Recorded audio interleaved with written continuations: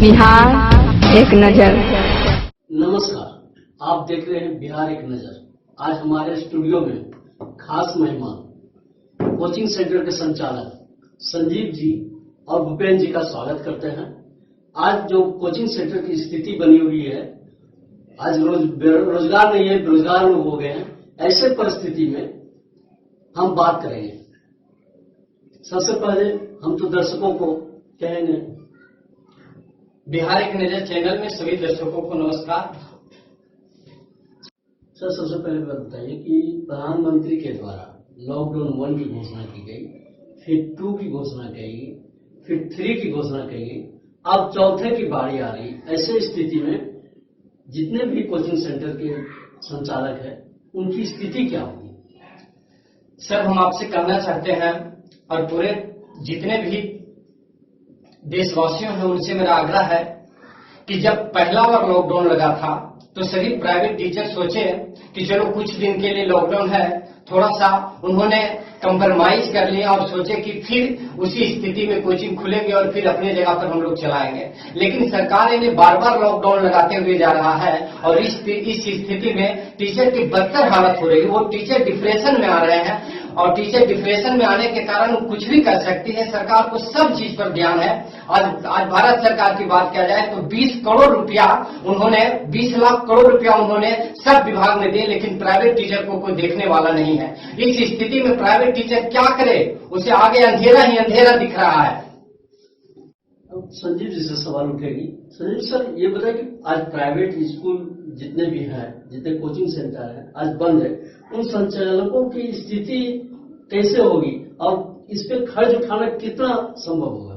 आज प्राइवेट शिक्षक का जो कोचिंग संस्थान बंद है, इस वजह से पूरे बिहार, पूरे भारतवर्ष के जितने भी प्राइवेट शिक्षक हैं, सबों की स्थिति दिन प्रतिदिन खराब होती जा रही है। उन्हें लग रहा है कि कोचिंग अब खुलेगा मेरा, अब खुलेगा मेरा। इस वजह से वो दिन प्रतिदिन चिंतित है अपने कोचिंग को लेकर के, और उनकी हालत इतनी खराब हो गई है कि अब घर का खर्च उठाना भी मुश्किल है, दूभर हो रहा है। समाज में जो एक अच्छा सम्मानजनक स्थिति था शिक्षकों का, आज दिन प्रतिदिन खोते जा रहा है और शिक्षक आज कोई काम नहीं कर पा रहे हैं, उन्हें कोई रोजगार नहीं मिल रहा है। यदि कुछ करना भी चाहते हैं तो समाज का डर है कि आज हम उस काम को नहीं कर पा रहे हैं। हम शायद बिहार सरकार से निवेदन करेंगे कि कम से कम शिक्षकों के लिए कुछ रोजगार मुहैया कराएं। वर्तमान में जिलाधिकारी महोदय से हम निवेदन करेंगे कि शिक्षकों को कोई रोजगार दिया जाए ताकि वो लोग अपने परिवार का भरण पोषण कर सके।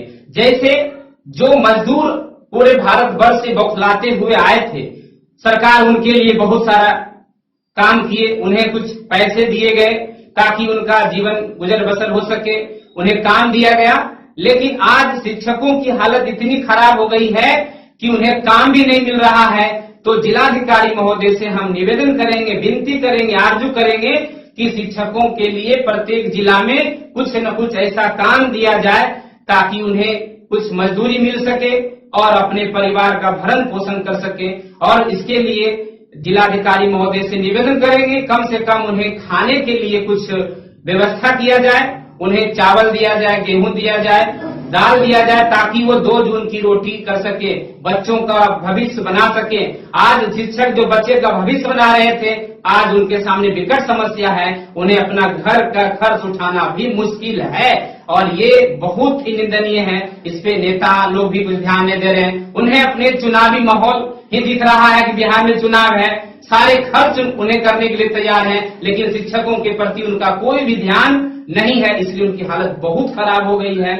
भूपेंद्र सर, ये बताइए कि आज पॉलिटिकल नेताओं जो है वो हर चीज को दिन ब दिन कुछ न कुछ जिलाधिकारी के द्वारा उन पर कार्य पर सौंप दिया गया है कि लॉकडाउन का कैसे पालन करें, किस तरह से पालन करें।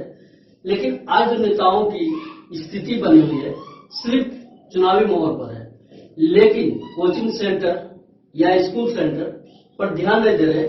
इसमें नेताओं के प्रति आपकी क्या प्रतिक्रिया है? सर, मुझे कहना है कि नेता लोग जानबूझ के साजिश कर रहे हैं। उन्होंने जानबूझ के साजिश कर रहे हैं, इसीलिए कि पूरी दुनिया मूर्ख रहे, पूरे इंडिया, पूरे बिहार मूर्ख रहे, क्योंकि राजनीतिक करने में उन्हें बहुत आसानी हो गई। आज सब कुछ खोल रहे हैं और सब कुछ में कोरोना नहीं फैल रहा है, लेकिन जो 10 बच्चे को पढ़ा रहे थे, 20 बच्चे को पढ़ा रहे थे, उन्हें पढ़ाने में कोरोना फैल रहा है। सरकार के जानबूझ के साजिश है। यदि सरकार की काम होती है तो हजारों हजार आदमी जुटता है, लाखों लाख आदमी जुटता है, वहां पे सरकार में कोरोना नहीं फैलती है। सिर्फ कोरोना कोचिंग में रह गया है और प्राइवेट टीचर को जानबूझ के दहजा जा रहा है और जानबूझ के परेशान कर रहा है। ऐसे में अगर कोचिंग सेंटर खोल दिया जाए बिहार सरकार के द्वारा, तो आप सीधा आरोप लगा रहे हैं कि पॉलिटिकल जो है वो अपने जानबूझ करके ये ड्रामा कर रहे हैं, अपने चुनावी माहौल को बना रहे हैं। तो ऐसे परिस्थिति में अगर कोचिंग सेंटर खोल दिया जाए तो कोरोना काल में कौन कौन सिस्टम आप तय करेंगे ताकि वो सर, कोरोना काल में सभी प्राइवेट टीचर की हालत बदतर है और इसमें सभी प्राइवेट टीचर अपना कदम उठा रहे हैं कि सोशल डिस्टेंसिंग में मास्क लगाकर, सैनिटाइज रखकर, हमने दूर करके सभी को पढ़ाना करेंगे, क्योंकि इस कोरोना काल में टीचर के साथ साथ सारे बच्चे की हालत खराब हो रही है। सारे बच्चे मूर्ख बन के रह जाएंगे, उनका बेस समाप्त हो जाएगा और सरकार के इस पर कोई ध्यान नहीं। बिहार में न जाने कितने कोचिंग सेंटर हैं और कितने निजी विद्यालय हैं जो प्राइवेट मकान में अपने संस्थान को चला रहे हैं, और उसको मंथली जो होता है वो मकान मालिक का उसको किराया नहीं दे करके मैंने सारा जवाबदेही जो दिन ब दिन बोझ उठ रहा है। ऐसे परिस्थिति में आप क्या करेंगे? कोचिंग संस्थान बंद रहने की वजह से एक तो शिक्षकों की हालत खराब हो गई है और लॉकडाउन के कारण शिक्षक डिप्रेशन में भी है।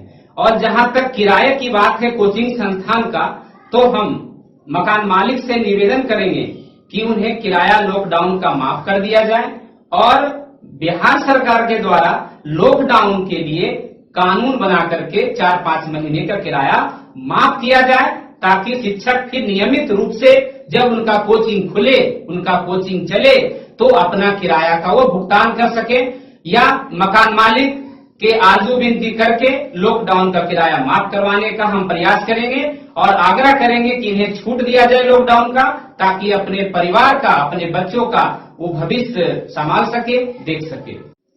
रही बात कोचिंग सेंटर की, जी, निजी विद्यालय, प्राइवेट संस्थान, जी, स्कूल प्राइवेट, जी, सभी मकान मालिक के यहाँ अपने निजी विद्यालय को चला रहे हैं। अब मकान मालिक का दबाव बन रहा है कि भाई कोचिंग सेंटर का पैसा आप दे दें, अन्यथा आप खाली कर दें। ऐसे परिस्थिति में आप क्या कर पाएंगे? ऐसी आफतें आ गई है जो शिक्षक मजबूरन कुछ न कुछ कदम उठा रही है, या तो मकान को खाली कर रहे हैं या तो किराया का बर्दाश्त करके तो उनको क्षमा माफी मांग रहे हैं। तो ऐसे परिस्थिति में क्या करेंगे? देखिए, परिस्थिति बहुत गंभीर है। मकान मालिक के द्वारा बार बार टीचर को डिप्रेशन में लाया जा रहा है, बार बार टीचर को तंग किया जा रहा है कि आप किराया दीजिए समय पे, लेकिन टीचर को आज 7 महीना होने वाले जा रहा है, 7 महीना में 1 रुपया कमाए नहीं, उसको अपना परिवार नहीं चल रहा है और मकान मालिक को किराया कहाँ देगा? इस पर सरकार कोई पहल नहीं कर रही है। सरकार जानबूझ के साजिश कर रही है कि टीचर को तंग किया जाए। दूसरी बात ध्यान देना है कि सरकार को इस पर कड़ी कदम उठाने चाहिए कि टीचर दर के ठोकरे खा रहे, उस पर कुछ कानून लाना चाहिए। कम से कम जितना दिन लॉकडाउन है उतना दिन कम से कम टीचर को किराया माफ कराना चाहिए। इस पर सरकार को ध्यान बहुत, देखिए, परिस्थिति बहुत गंभीर है। मकान मालिक के द्वारा बार बार टीचर को डिप्रेशन में लाया जा रहा है, बार बार टीचर को तंग किया जा रहा है कि आप किराया दीजिए समय पे, लेकिन टीचर को आज 7 महीना होने वाले जा रहा है, 7 महीना में 1 रुपया कमाए नहीं, उसको अपना परिवार नहीं चल रहा है और मकान मालिक को किराया कहाँ देगा? इस पर सरकार कोई पहल नहीं कर रही है। सरकार जानबूझ के साजिश कर रही है कि टीचर को तंग किया जाए। दूसरी बात ध्यान देना है कि सरकार को इस पर कड़ी कदम उठाने चाहिए कि टीचर दर के ठोकरे खा रहे, उस पर कुछ कानून लाना चाहिए। कम से कम जितना दिन लॉकडाउन है उतना दिन कम से कम टीचर को किराया माफ कराना चाहिए। इस पर सरकार को ध्यान बहुत जरूरी देना चाहिए। स्वाभाविक है कि सरकार को इस पर ध्यान देना चाहिए। कारण है कि प्राइवेट स्कूल हो या प्राइवेट निजी सेंटर, कोचिंग सेंटर हो, ऐसे परिस्थिति में तो इनके लिए आफत आ गई है, लेकिन सरकार इनकी और ध्यान देने की जरूरत है। सर, ये बताइए कि आपने आज से कुछ दिन पूर्व लॉकडाउन 2 के दरमियान जो है लखीसराय के जिलाधिकारी को आपने पत्र सैकड़ों शिक्षक मिलकर के दिए थे कि सोशल डिस्टेंस का जो है पालन करते हुए कोचिंग सेंटर खोला जाए, या तो कोई सामग्री वितरण किया जाए ताकि शिक्षकों को राहत मिल जाए। तो आपने क्या कदम उठाया था? जिला प्राइवेट कोचिंग संघ लखीसराय की तरफ से हम लगभग 100 से अधिक शिक्षक मिलकर के जिलाधिकारी महोदय को एक आवेदन दिए थे, जिसमें यह जिक्र किए थे कि शर्तों के साथ कोचिंग खोलने की अनुमति दी जाए। हम वहां पे सैनिटाइजर की व्यवस्था करेंगे, मास्क की व्यवस्था करेंगे और सोशल डिस्टेंस में बच्चों की पढ़ाई की व्यवस्था करेंगे, ताकि जब उन्हें बोर्ड एग्जाम देना रहे, मैट्रिक का विद्यार्थी हो या इंटर के विद्यार्थी हो, उन्हें सुविधा हो। यदि उनकी पढ़ाई अभी नहीं हो रही है, सरकार समय पे यदि एग्जाम ले लेती है, तो विद्यार्थियों के सामने विकट समस्या है, वो कुछ नहीं लिख पाएंगे, उनका रिजल्ट खराब होगा, वजह उनका भविष्य चौपट होगा। इस पे बिहार सरकार की तरफ से भी हम आवेदन बिहार सरकार को दिए थे कि शिक्षकों की हालत में सुधार किया जाए, उन्हें कुछ सहायता राशि दी जाए।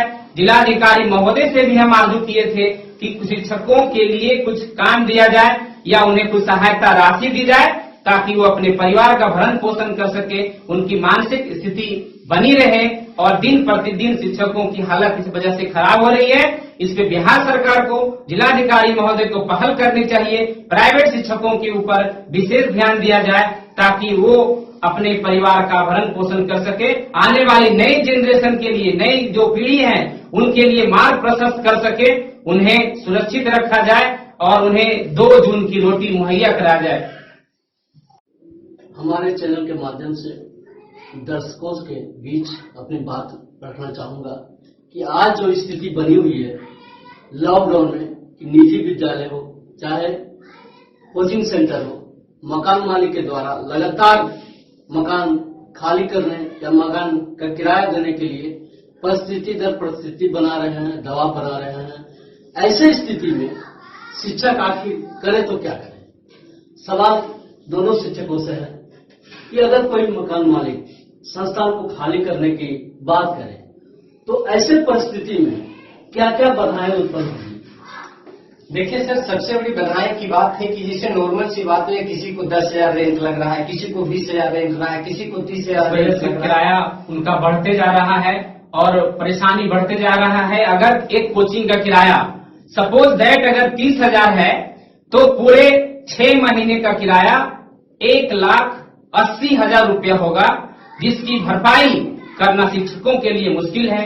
उनके सामने समस्या है कि वो सर ये बताया जाए कि अगर लॉकडाउन लगातार बढ़ता जाता है जी जी और स्कूल बंद हो जाती है, कोचिंग सेंटर बंद हो जाती है, ऐसे परिस्थिति में लगातार शिक्षक जो है पीछे की ओर आ रही है और वो बेरोजगार होता जा रहा है, इससे खर्च उठाना बहुत मुश्किल हो पा रहा है। तो ऐसे परिस्थिति में बच्चों पर जो असर पड़ेगा, जो शिक्षकों पर असर पड़ेगा, तो इस परिस्थिति में आप क्या करेंगे? देखिए सर, हम यही कहना चाहते हैं कि टीचर का भी कोई गरिमा होती है।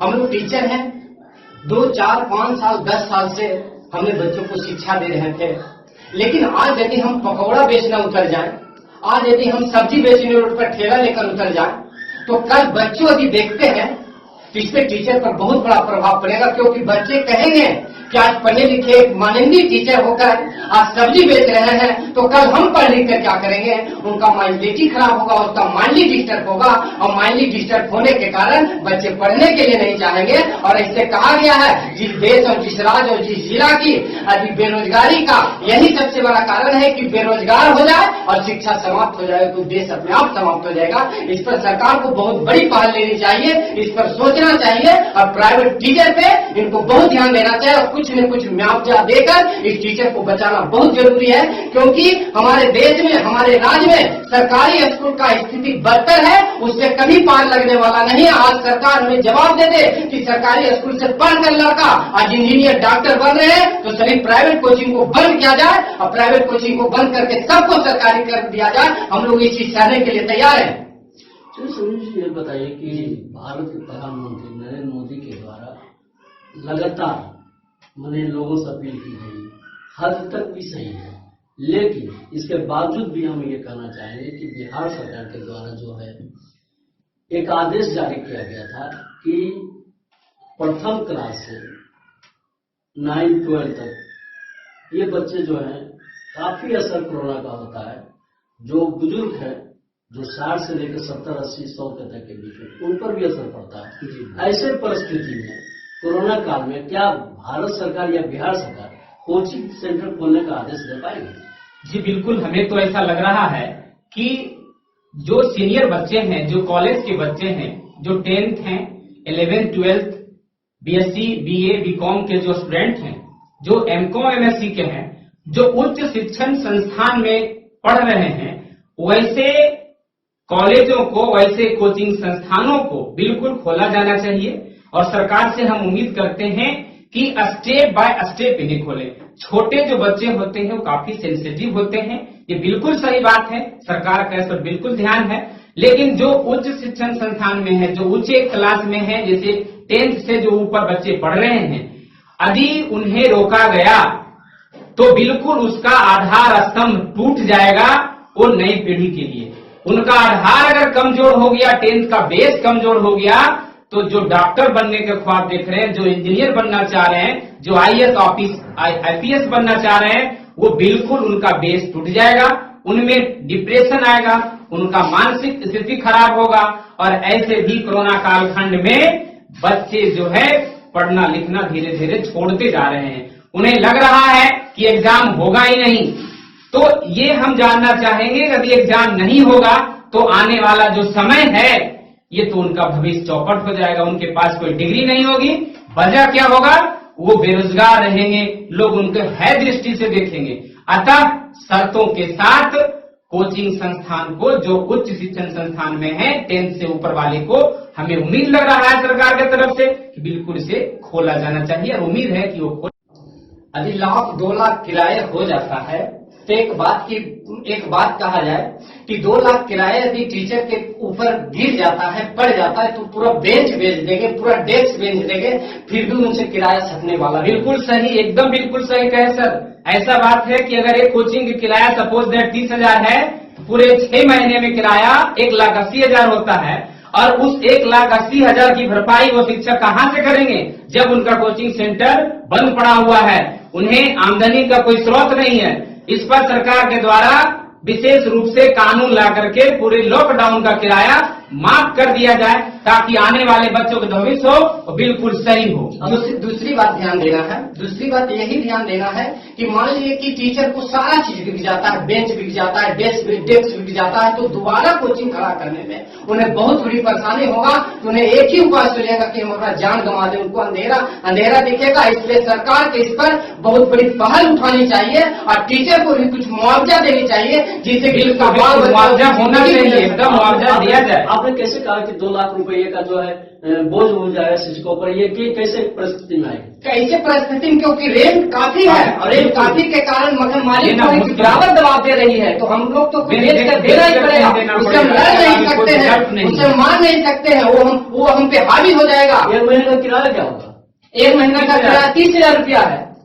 और 30,000, 20,000, कोई टीचर को 50,000 लग रहा है, वो कहाँ से चुकाएगा? उनको खाने के लिए सोचना पड़ रहा है। सर आपने भी बताया जी कि जो मध्यम परिवार के बच्चे हैं जी 3,000 रुपया खर्च कैसे उठा पाएगा?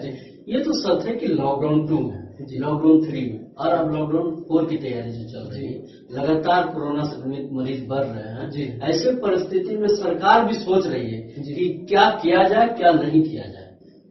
अब इस सारी बातों को लेकर जिलाधिकारी को सौंप दिया गया कार्य कि अपने अनुसार वहाँ की स्थिति वस्तु देख करके लागू किया जाए। लेकिन आपने जो अभी जो बच्चों की बात कही जी, लोग तो 1 से लेकर के 3 तक का जो भी मध्यम परिवार है, वो मध्यम परिवार भी बेरोजगार हो चुके हैं।